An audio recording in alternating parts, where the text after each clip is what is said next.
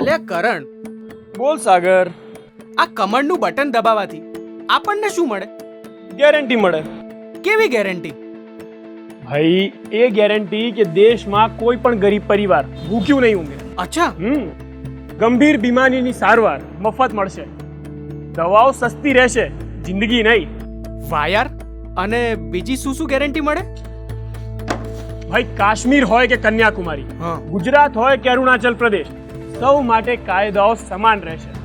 અને દેશની લોકસભા અને વિધાનસભાઓમાં આપણી મહિલાઓ પુરુષો સાથે ખભેથી ખભો મિલાવીને ઊભી રહેશે. ક્યાં બાત હે યાર. ભાઈ આ તો કઈ જ નથી, ડ્રોન્સ જેવી એડવાન્સ ટેકનોલોજીથી આવશે એગ્રીકલ્ચર સેક્ટરમાં રિવોલ્યુશન.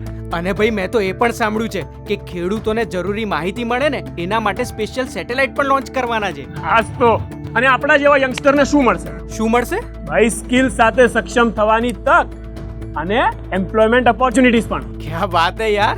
ભાઈ આ વખતના સંકલ્પ પત્રમાં દરેક સેક્ટરના વિકાસ માટે એટલા સંકલ્પો લેવાયા છે.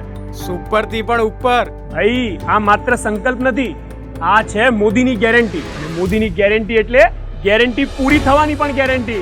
વાહ યાર. આ વખતે જોજે થર્ડ ટર્મમાં કમળનું કમાલ.